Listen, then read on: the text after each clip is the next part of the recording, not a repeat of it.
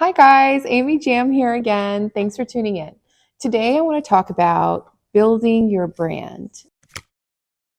I'm not talking about the brands you wear like this on your body. I'm really talking about building your reputation such that you're always in demand.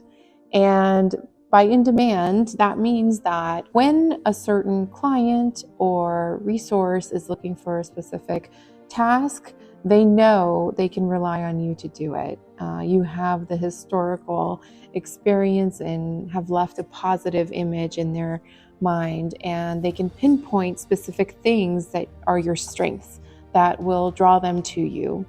Actually, somebody shared this with me when I was on a contract years ago, and I was, working so hard and not seeing the praise or,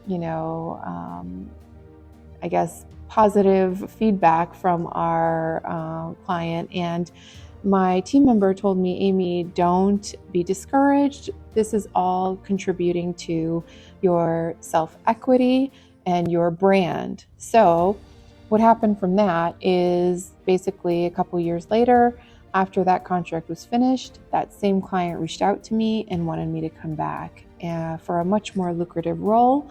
And that first year of hustling and going above and beyond really paid off in the long run. So my brand within that realm was being a project manager that could take over for an existing project that maybe had suffered from mismanagement before. And I was known as sort of the fixer, the project fixer. So that became my brand. Another way you can have your brand could be simply as, you show up early.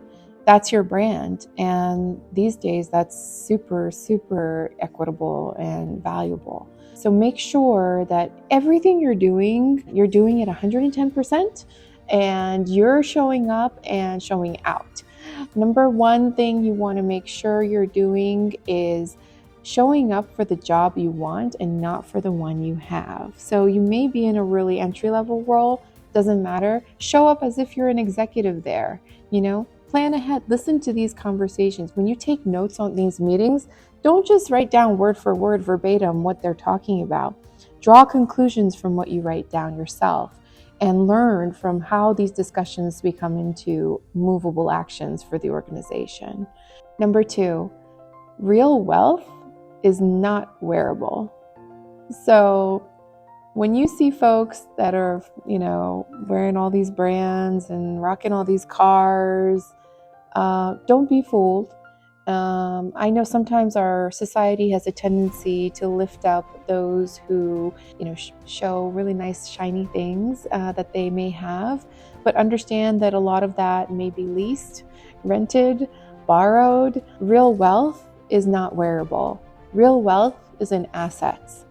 Real wealth is in land, real estate, businesses. So make sure as you're showing up to build your brand that you're not discounting somebody that maybe is just wearing regular clothes, no brand names, because I know it's cliche, but look at the most wealthiest people in the world today. I rarely see them wearing a Fendi tracksuit.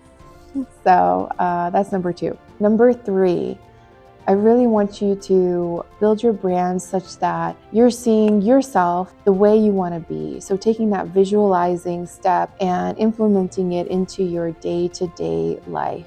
So you know how a lot of people say dress for the job you want, not for the job you have. Don't mean, go out and max out your credit card and buy all this crazy, expensive suits or anything like that. No, but just, come ready to go. Come with your mind focused on the goal at hand. Support your team members. I can't tell you how many folks I have supported and they have supported me. And in turn, over the past 25 years, we've worked together to build and learn from each other. And that effort has been more valuable than any sort of monetary exchange we could have done. So all these people you're meeting in the workplace, on these adventures, these are all assets. People can be your assets too. And having a reliable resource that you can, maybe reach out and say, could you mentor me? I know nothing about marketing. Maybe that's a crash course. That's a 4-year degree, that you have a direct source with, and you can take their information and their guidance and add it to your business and future. So once again, make sure you're spending time thinking about the person, the brand, and the influence that you want to have.